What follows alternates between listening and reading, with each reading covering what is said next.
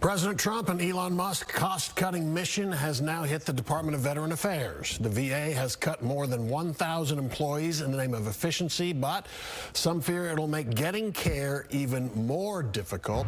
Fox 4's Casey Stiegel has more on the concern from local vets. Casey. Yeah, Steve, Heather, more than 1,000 workers across the entire VA system were laid off this week, and the department does continue to insist that it will not impact health care, benefits, or other services.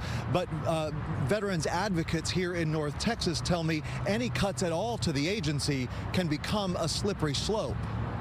Among the 1,000 plus who lost their jobs inside the federal agency tasked with caring for the millions of our nation's veterans, all were probationary employees, not belonging to a union and not assigned to so-called mission-critical positions. Well, I think it's the least difficult, right? Because they're new employees, they're on probation. Major General James Williams, a retired Marine commander, tells Fox 4 he supports the notion of reforming the VA system, but thinks it should start from the top down.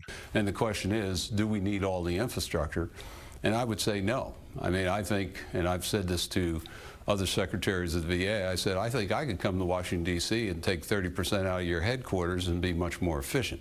He worries for a department that is already notorious for failing so many of its clients. Eliminating entry-level jobs isn't necessarily the best solution for saving some cash. At the end of the day, how effective is the government going to be? We still need to know, are the people that are going to be there, are they going to still be able to do the programs they need to do? Are they skilled and trained enough to do them? The VA secretary has been adamant these changes will not impact direct services. In fact, he argues the $98 million a year it saves will be redirected to better enhance customer service.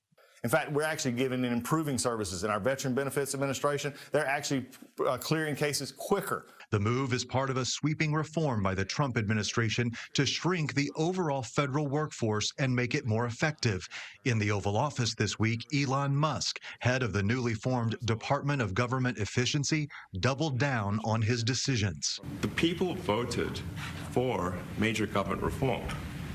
There should be no doubt about that. That was on the campaign. The president spoke about that at every rally. The people voted for major government reform, and that's what the people are going to get. Major General Williams predicts in the meantime, there will be a period of uncertainty. I guess I would call it the shock and awe of budget cuts, and so people are trying to figure it out.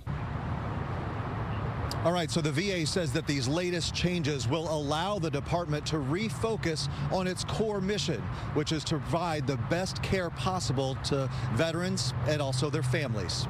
Steve, Heather? We hope that continues because, Casey, a lot of us remember in 2004, 20 years ago, the Dallas VA hospital was considered the worst in the entire system. It's improved. We'll hope it stays that way. Casey Stiegel in Dallas. It has. Thank you.